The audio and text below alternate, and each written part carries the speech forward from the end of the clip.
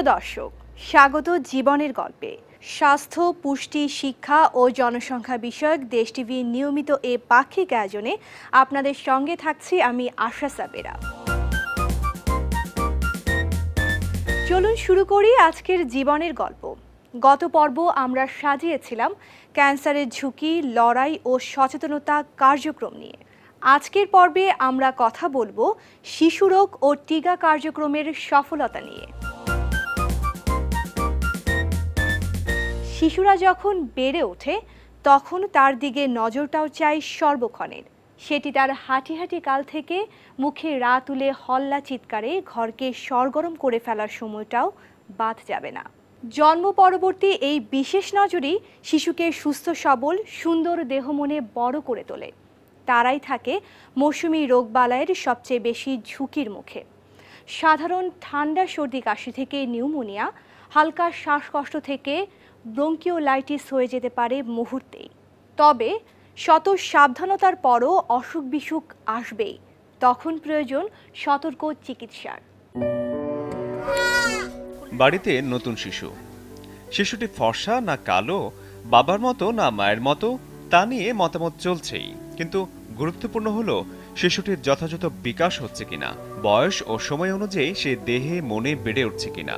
বড় ধরনের কোনো সমস্যা জন্মের সময় হাসপাতালে থাকতেই ধরা পড়ার কথা, কিন্তু তারপরও কোনো সমস্যা নজরের বাইরে থেকে যেতেই পারে।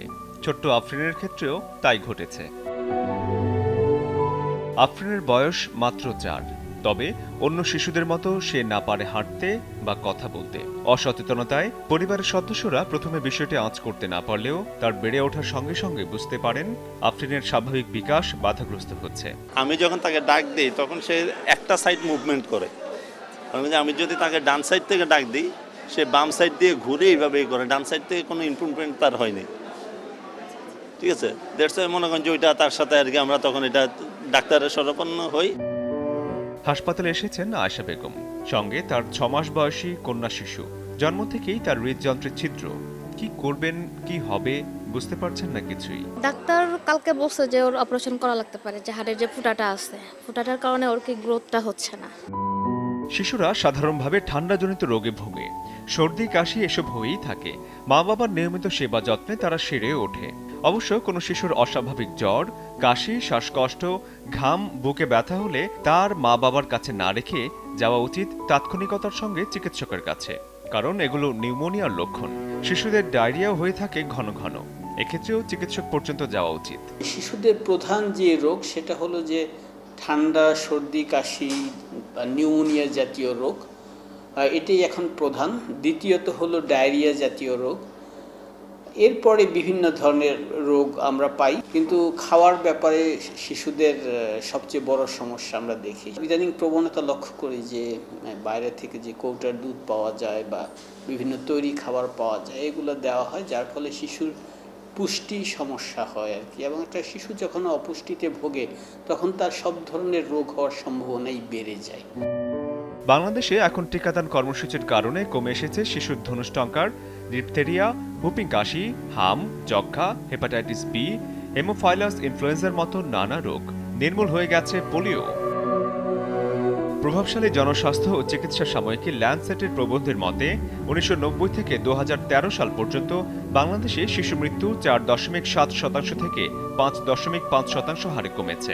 বাংলাদেশ জনমিতি ও স্বাস্থ্য জরিপ 2011 বলছে 2004 সালে বাংলাদেশে এমন শিশুর সংখ্যা 51% থাকলেও 2011 সালে তা কমে 41% দাঁড়িয়েছে।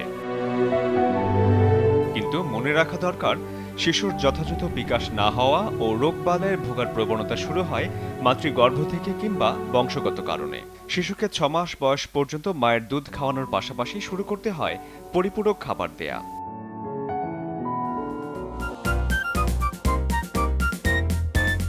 শিশুর বয়স 6 মাস পূর্ণ হওয়া পর্যন্ত মায়ের বুকের দুধই তার শ্রেষ্ঠ খাবার। এই সময়টায় তার বেড়ে ওঠার প্রয়োজনীয় সব উপাদানই যথার্থ মাত্রায় থাকে মায়ের দুধে। কিন্তু তারপর এখানেও বড় ভূমিকাটি নিশ্চিতভাবে মায়ের। সতর্ক হতে হবে শিশুর যত্ন আত্তি ও সুষম খাবার নিয়ে। এই সময়টাই মাই যদি অপুষ্টি শিকার হন তাহলে শিশুটিও পড়ে যাবে সে চক্রে। তাকে কাবু করে ফেলবে বিভিন্ন সংক্রামক ব্যাধি। শিশু পালনের অজ্ঞতাও ডেকে আনে ব্যাধি। তাই সচেতনতাই পারে শিশুর কাছ থেকে সংক্রামক ব্যাধিকে দূরে রাখতে। সাবেরা বেগম কোলের শিশুটিকে নিয়ে এসেছেন ঢাকা শিশু হাসপাতালে। মারাত্মক নিউমোনিয়ায় আক্রান্ত, তবে হাসপাতালে ভর্তির পর এখন সে ভালোই আছে। ঠান্ডা হয়ে গেছিল শরীর, আর ঘামাইতেছিল, ঠোঁট কাঁপাইতেছিল, 2 দিন হয়েছিল। এরপরে এখানে আসার পরে সুস্থ হয়ে গেছে। শিশুর সুষ্ঠু বৃদ্ধি ও সঠিক বিকাশ নিশ্চিত করা প্রত্যেক বাবা মা পরিবারের জন্য একটি চ্যালেঞ্জ। সাধারণত 5 বছরের কম ও তার উপরের শিশুরা সহজেই বিভিন্ন সংক্রামক ব্যাধিতে আক্রান্ত হয়ে থাকে। জানা যাক সেরকম কিছু সংক্রামক ব্যাধি সম্পর্কে। ধনুষ্টঙ্কার রোগের জীবাণু পশুর মলের মাধ্যমে মাটির সাথে থাকে এবং কাটা স্থান দিয়ে শরীরে ঢোকে। শিশুর জন্মের পর অপরিষ্কার ছুরি বা ব্লেড দিয়ে নাড়ি কাটলে বা নাড়িতে গোবর বা ময়লা কাপড় ব্যবহার করলে নবজাতক শিশুর ধনুষ্টঙ্কার হয়ে থাকে। ক্ষুদ্র এক প্রকার জীবাণু ডিপথেরিয়া রোগাক্রান্ত শিশুর হাঁচি কাশির মাধ্যমে বাতাসে ছড়িয়ে পড়ে। সেভাবে ওই জীবাণুতে আক্রান্ত হয় সুস্থ শিশুও। আর হুপিং কাশি আক্রান্ত শিশুর হাঁচি কাশিতে বাতাসের মাধ্যমে এবং আক্রান্ত শিশুর সংস্পর্শেও ছড়ায়। অন্যদিকে হামে আক্রান্ত শিশুদের কাছ থেকে এই রোগের জীবাণু বাতাসের মাধ্যমে সুস্থ শিশুর শরীরে প্রবেশ করে এবং হাম রোগ সৃষ্টি করে।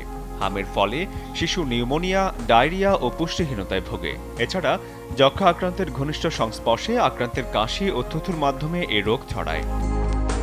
শিশুদের এ থেকে বাঁচাতে পারে যথাসময়ে টিকা ও সঠিক যত্ন আত্তি। প্রশ্ন আসতে পারে, আমাদের বাবা মায়েরা কি সেদিকে খেয়াল রাখেন না? কতটুকুই বা সচেতন তারা? ছোট থেকেই তার রোগ খুব কম, কিন্তু ঠান্ডার সমস্যা ছিল, ডাস্ট অ্যালার্জি ছিল, কিন্তু আমি তাকে সব সময় জাস্ট বুকের দুধ খাওয়া চাই, কিছু দেই নেই। তারপরে তার খাওয়া দাওয়াটা আমি ন্যাচারাল খাওয়াই। তবে তার মতো সচেতন নন হুমায়রা বেগম। বেশ কমাস ধরেই অসুস্থ তার প্রিয় সন্তানটি। চিকিৎসকদের পরামর্শ, দ্রুতই তার অস্ত্রোপচার করতে হবে। অথচ হুমায়রা জানেন না বাচ্চার কি হয়েছে। বাচ্চার সমস্যা মনে করেন যে ওর 6 মাস ভালো ছিল, তারপর থেকে বমি করে, ডাক্তার মেলা দেখাইছে। বিশেষজ্ঞরা বলছেন, সচেতনতার পাশাপাশি গর্ভকালীন সময়ে মায়ের সুস্বাস্থ্য, উপযুক্ত জায়গায় প্রসব করানো ও গর্ভ পরবর্তী নবজাতকের যত্ন নিশ্চিত হলেই এগুলোর অনেকটাই প্রতিরোধ সম্ভব। যেগুলো মানে এই ধরনের সমস্যা হওয়ার সম্ভাবনা বেশি তৈরি করে, সেই সব ক্ষেত্রে আমরা অবশ্যই হাত দিতে পারি।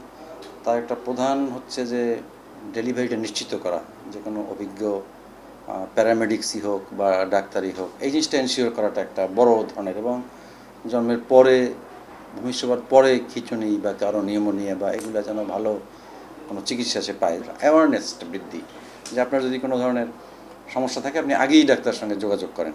এক্ষেত্রে সবচেয়ে ভালো হচ্ছে আমাদের যে প্রতিরোধ, আমরা যদি মানে এইসব দিকে যদি কাজ বাড়ানো যায়, যে মায়ের সুস্বাস্থ্য গর্ভকালীন এবং ভালো ডেলিভারির ব্যবস্থা এবং ডেলিভারির পরে ভালো যত্ন নেওয়া, এগুলো করলে হয়তো অনেকাংশে কমানো যাবে।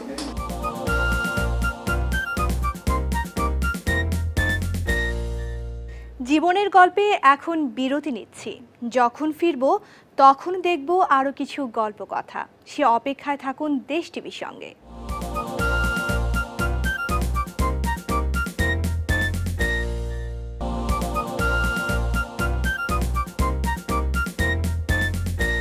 আবারও ফিরে এলাম জীবনের গল্পে। সঙ্গে আছি আমি আশা সাবেরা। শিশু চিকিৎসায় দেশের প্রথম হাসপাতাল ঢাকা শিশু হাসপাতাল। কোনো শিশুই যেন স্বাস্থ্যসেবা থেকে বঞ্চিত না হয়, সে লক্ষ্য নিয়ে 1968 সালে প্রতিষ্ঠিত হয় হাসপাতালটি। শিশু হৃদরোগের সকল ধরনের সার্জারি সহ এনজিওগ্রাম ও ডিএনএ পরীক্ষার মতো অত্যাধুনিক পরীক্ষা নিরীক্ষা ও চিকিৎসা সেবার সুযোগ রয়েছে এখানে। দুস্থ ও আর্থিকভাবে অসচ্ছলদের জন্য রয়েছে বিশেষ সুবিধা। শয্যা সংখ্যা আরও বাড়ানো গেলে এই হাসপাতাল দেশের শিশুদের স্বাস্থ্যসেবায় আরও ব্যাপক ভূমিকা পালন করতে পারবে।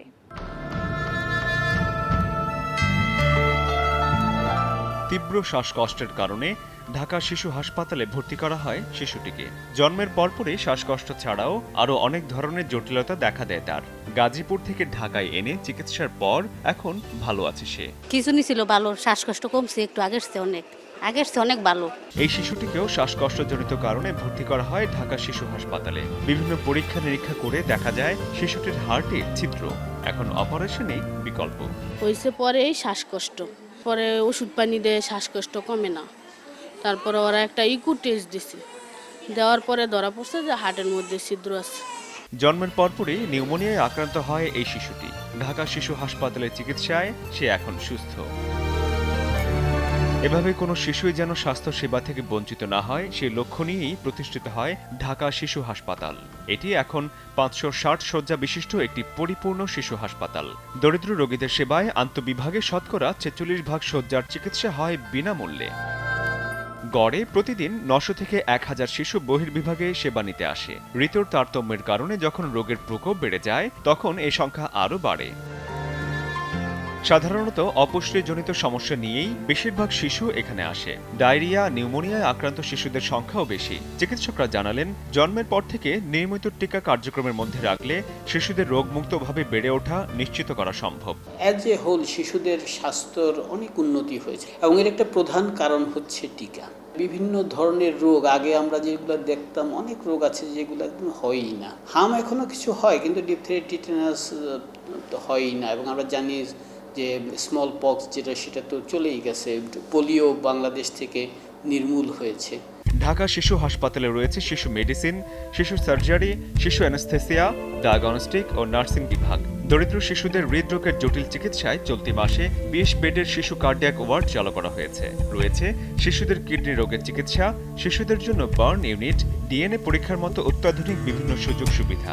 বয়সের বিভিন্ন পর্যায়ে সব ধরনের ওয়ার্ড বা ডিপার্টমেন্টই আমাদের শিশু হাসপাতালে আছে। সেটা নবজাতক থেকে শুরু করে অ্যাডোলেসেন্স ওয়ার্ড পর্যন্ত। নবজাতকদের বিভিন্ন ধরনের শ্বাসকষ্টের সমস্যা বা বার্থ অ্যাসফেক্সিয়ার জন্য যদি হয় তাদের চিকিৎসা হয়। জন্ডিস যদি খুব বেড়ে যায় নবজাতকদের, তাদের চিকিৎসা হয়। ইনফেকশন যদি হয় তাদের চিকিৎসা হয়। এছাড়া নবজাতকের জন্য আলাদা 20 বেডের একটা স্ক্যাবু বা নবজাতকের স্পেশাল বেবি কেয়ার ইউনিট আছে। প্রতিবন্ধী শিশুদের জন্য রয়েছে শিশু বিকাশ কেন্দ্র ও নিউরো সায়েন্স বিভাগ। বয়সন্ধিকালীন শিশুদের জন্য রয়েছে আলাদা বিভাগ। রয়েছে শিশু স্বাস্থ্য ইনস্টিটিউট। ভাইরাসজনিত মায়ের যদি কোনো ভাইরাস অ্যাটাক হয় সেটা বাচ্চাকে আক্রান্ত করতে পারে, পরবর্তীতে তার বিকাশ বাধাগ্রস্ত। অথবা কতগুলো জেনেটিক সমস্যা আছে, অথবা আমাদের দেশে যেটা মেইনলি হয় যে ডেলিভারিটা গ্রামে হয়, সেখানে প্রপার কেয়ার হয় না। ওই সময় বাচ্চা একটা অক্সিজেন স্বল্পতা বা রক্ত স্বল্পতা যদি ব্রেনে ভোগ করে, তার জন্য কিছু ক্ষতি হয় ব্রেনের। দেখা যায় পরবর্তীকালে তারা আক্রান্ত হয় বিকাশজনিত সমস্যা। এরকম জন্মের আগ থেকে বিভিন্ন কারণে বিভিন্ন সময় শিশু বিকাশজনিত সমস্যা দেখা দেয়। তো আমরা এই সমস্ত শিশুদের নিয়ে এখানে কাজ করি। তবে এত সব অত্যাধুনিক সুযোগ সুবিধা থাকা সত্ত্বেও অনেক রোগীকে ফিরিয়ে দিতে হয় পর্যাপ্ত শয্যা না থাকার কারণে। শয্যার সংখ্যা বাড়ানো গেলে হাসপাতালটিকে আরও বেশি সেবামূলক প্রতিষ্ঠান করে তোলা সম্ভব। অনেক অসুস্থ শিশুদের স্থান সংকুলন করতে পারি না বলে ফিরিয়ে দিতে হচ্ছে। সবচেয়ে বড় সমস্যা, আমাদের আরও বেড সংখ্যা বাড়ানো দরকার। জন্মের পর শিশুকে রোগ ব্যাধি থেকে দূরে রাখা ও শিশু মৃত্যুর হার কমিয়ে আনার সংগ্রামে বাংলাদেশের সাফল্যের মূলে রয়েছে সম্প্রসারিত টিকাদান কর্মসূচি, যা ব্যাপকভাবে ইপিআই নামে পরিচিত। একটা সময় ছিল শিশুকে টিকা দেওয়ার কথা শুনলেই মায়েরা ভয়ে পড়তেন, আর এখন সেই মায়েরাই বিপুল উৎসাহ উদ্দীপনার মধ্যে শিশুদের নিয়ে যাচ্ছেন টিকাদান কেন্দ্রে, যে কারণে সারা দেশে এই টিকাদান কার্যক্রমের আওতায় পর্যায়ক্রমে নিয়ে আসা যাচ্ছে সকল শিশুকেই। কোনো মা এসেছেন ছোট সন্তানকে পোলিও টিকা খাওয়াতে, কেউ এসেছেন যক্ষা রোগ প্রতিরোধের বিসিজি টিকা নিতে। রোগ প্রতিরোধে জন্মের পর সন্তানকে কখন কি টিকা দিতে হয় এখন তা সব মায়েদেরই জানা। তাই সারা দেশের মায়েরা সহ উদ্যোগে ছুটে আসেন নিকটস্থ টিকাদান কেন্দ্রে। 5টা ডোজ কমপ্লিট করলে দেখা যাচ্ছে যে ও অনেক রোগ থেকে মুক্তি পাবে। এর আগেও অনেকগুলি টিকা দেওয়া হয়েছে, 45 দিন থেকে টিকা দেওয়া শুরু। তো টিকাগুলি দিয়ে আল্লাহর রহমতে আমার বাচ্চা অনেক সুস্থ। প্রাইভেটও এরা কিছু টিকা দিয়ে থাকে, যেমন রোটা ভাইরাসের টিকা, ওইটা আমি বাবুকে দিয়েছি। একটা সময় ছিল যখন বাংলাদেশে যক্ষা, ডিপথেরিয়া, হুপিং কাশি, ধনুষ্টঙ্কার, পোলিও এই 6টি রোগে প্রতি বছর প্রায় 2.5 লাখ শিশু মারা যেত। কিন্তু এখন ভিন্ন চিত্র। পোলিওমুক্ত বাংলাদেশ, শিশু মৃত্যুর হার হ্রাস পেয়েছে ব্যাপকভাবে। এমন সাফল্যের পেছনে রয়েছে সম্প্রসারিত টিকাদান কর্মসূচি। এর সফলতা বিশ্বব্যাপী প্রশংসিত ও সমাদৃত। অর্জিত হয়েছে এমডিজি লক্ষ্যমাত্রাও। সরকারি উদ্যোগে সম্প্রসারিত টিকাদান কর্মসূচির আওতায় সারা দেশে বছর জুড়ে চলে টিকাদান কার্যক্রম। যক্ষ্মা, ডিপথেরিয়া, হুপিং কাশি, ধনুষ্টঙ্কার, পোলিও, হাম, হেপাটাইটিস বি, হিমোফাইলিস ইনফ্লুয়েঞ্জা এবং রুবেলা 9টি রোগের টিকা দেওয়া হচ্ছে এর আওতায়। দেশের যে কোনো স্থানে স্থায়ী ও অস্থায়ী টিকাদান কেন্দ্রে শিশুদের টিকা দেওয়া হয়। টিকা কার্যক্রমটা সারা বাংলাদেশে 2 ভাগে হয়। একটা হলো যে প্রাইমারি হেলথ কেয়ারের মাধ্যমে আপনার সারা বাংলাদেশে ইউনিয়ন পর্যায়ে, জেলা পর্যায়গুলো হয়। আরেকটা হয় আপনার আরবানাইজেশনের মাধ্যমে, যেমন সিটি কর্পোরেশন, মিউনিসিপ্যালিটি সহ পৌরসভা যেগুলো থাকে, এটার মধ্যে 2 ভাগে হয়। দুটো ভাগে গভর্নমেন্টের উদ্যোগে কাজগুলো সম্পন্ন হয়। আমরা মার্চ মাস থেকে আমরা আরও 2টা নতুন ভ্যাকসিন আমরা চালু করতে যাচ্ছি। একটা হলো নিউমোকক্কাল কনজুগেট ভ্যাকসিন 10, আরেকটা হলো আপনার আইপিভি ভ্যাকসিন। সরকারি এবং বেসরকারি সংস্থাসমূহের সকলের মাঠ পর্যায়ে অক্লান্ত শ্রমেই বাংলাদেশে আজ শতকরা 80% বেশি শিশুকে টিকা দেওয়া সম্ভব হয়েছে। প্রান্তিক পর্যায়ে যারা কাজ করে তাদের কাছে কিন্তু তার এরিয়ার সক্ষম দম্পতির তালিকা আছে, যে কার কয়টা তার এলাকায় বাচ্চা আছে, তাকে কখন এই টিকাটা দিতে হবে, এই কর্মসূচির আওতায় আনতে কবে যাইতে হবে, এটা কার্ডও আছে অনেকের। তো সেই মোতাবেক ওই কেন্দ্রে তারা উপস্থিত হয় এবং তারা আগেই জানিয়ে দেয়। আমাদের কর্মীরা বাড়ি বাড়ি প্রয়োজনে বাড়ি বাড়ি যায়। এর মধ্যে আবার মেম্বার, চেয়ারম্যানরা জড়িত আছে। তারা এটা একটা সমন্বিতভাবে এটা দীর্ঘদিন চলে আসে। এটা সরকারের একটা সাফল্য। এই সাফল্য সরকারের সাফল্য মানে দেশবাসীর সাফল্য। শিশুকে টিকাদানে উদ্বুদ্ধ করতে সরকারি বেসরকারি উদ্যোগে সচেতনতামূলক কার্যক্রম চলে বছর জুড়ে। সভা, সেমিনার, র্যালি, গণমাধ্যমের প্রচার প্রচারণা অব্যাহত থাকায় টিকাদান কর্মসূচিতে সর্বস্তরের মানুষের স্বতঃস্ফূর্ত অংশগ্রহণ চোখে পড়ার মতো। 2016 সালের মধ্যে সকল শিশুর প্রতিটি টিকার হার জাতীয় পর্যায়ে কমপক্ষে শতকরা 90% এবং প্রতিটি জেলায় কমপক্ষে শতকরা 85% উন্নীত করাই এখন ইপিআই এর লক্ষ্য।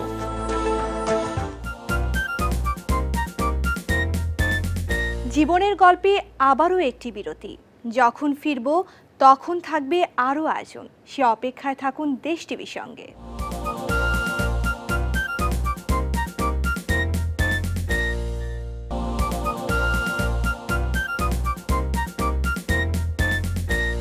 আবারও ফিরে এলাম জীবনের গল্পে। সঙ্গে আছি আমি আশা সাবেরা। শিশুরোগ ও টিকা কার্যক্রম নিয়ে বাংলাদেশ সরকারের পাশাপাশি কাজ করছে ইউএসএআইডি, যার অংশীদার বিভিন্ন বেসরকারি সংস্থাও। এই বিষয়ে আমরা কথা বলেছি ডাক্তার তারেক মাহমুদ হোসেনের সঙ্গে। চলুন জেনে নেই তার কথা।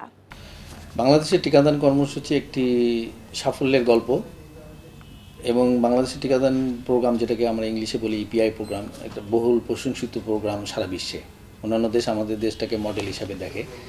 আমরা যদি রিসেন্ট ডাটার দিকে তাকাই তাহলে দেখব বাংলাদেশে 81% চিলড্রেন 12 বছর এইজের মধ্যে যেই ন্যাশনাল ইপিআই প্রোগ্রাম তার আওতায় মানে তাদের ভ্যাকসিনেশন তারা পেয়েছে। কিন্তু এর মধ্যে আমরা মাঝে মাঝে দেখি যে অনেক সময় শহরে যে বস্তিগুলি আছে সে বস্তিতে যে coverage, EPI coverage, vaccination coverage অনেক সময় লোয়ার হয়ে থাকে, কম হয়ে থাকে গ্রামের চেয়ে। সেটা একটা ইস্যু। সুতরাং সেই আঙ্গিকে তাকালে 2টি জিনিস আমাদের সামনের দিকে তাকাইতে হবে। একটি হলো যে কোয়ালিটি, আরেকটি হলো ইকুইটি। কোয়ালিটির দিকে তাকালে প্রোগ্রামের উন্নতি করার জন্য আমাদের যেটা করতে হবে, এনশিওর করতে হবে যে আমাদের স্ট্যান্ডার্ড থাকে। কারণ চিকিৎসা ব্যবস্থায় শুধু গভর্নমেন্ট না, প্রাইভেট সেক্টর আছে, এনজিওস আছে, there should be a national standard. সেটা শহরের বস্তির একটা বাচ্চা হোক অথবা গ্রামের একদম প্রত্যন্ত অঞ্চলে একটি শিশু হোক। ইউএসএইড বাংলাদেশের টিকাদান কর্মসূচিতে একজন মেজর প্লেয়ার। আমরা টেকনিক্যালিও সাহায্য করি এবং ফাইন্যান্সিয়ালিও গভর্নমেন্টকে সাহায্য করি। আমরা মেইনলি কাজ করি মিনিস্ট্রি অফ হেলথের সাথে, কিন্তু আমাদের আরও পার্টনার রয়েছে যেমন WHO, ইউনিসেফ। আমরা ইউএসএইড জাতীয় সমন্বয় কমিটি আছে একটি, যেটি ইপিআই এর কমিটি, ওটার একটি মেম্বার। এই কমিটিটা প্রোগ্রামটাকে গাইড করে, উপদেশ দেয়। আমরা আরও কাজ করি গভর্নমেন্টের সাথে নতুন ভ্যাকসিন ইন্ট্রোডাকশন করার জন্য। যে এক্সিস্টিং যে ভ্যাকসিন আছে এর সাথে নতুন ভ্যাকসিন আসছে বাংলাদেশে, যেমন একটা ফর এক্সাম্পল রোটা ভাইরাস ডায়রিয়ার জন্য শিশুদের, আর একটি আসছে নিউমোনিয়া ভ্যাকসিন। এই ক্ষেত্রে আমরা গভর্নমেন্টের সাথে মিনিস্ট্রি অফ হেলথের সাথে খুবই ক্লোজলি কাজ করি। জীবনের গল্প আজ এই পর্যন্তই। অন্য কোনো বিষয়ে নতুন গল্প নিয়ে আমরা আবারও আসব আপনাদের সামনে। অনুষ্ঠান কেমন লাগলো আমাদের জানান, চিঠি লিখুন। ঠিকানা জীবনের গল্প, দেশ টিভি, কর্ণফুলী মিডিয়া পয়েন্ট, 42 শহীদ সাংবাদিক সেলিনা পারভিন সড়ক, মালিবাগ, ঢাকা। মতামত পাঠান ইমেইলে galpo.desh@gmail.com এ। আমরা আছি ফেসবুকেও www.facebook.com/drc.voa। সবাইকে শুভেচ্ছা আরেকবার। ভালো থাকুন, সুস্থ থাকুন, নিরাপদে থাকুন।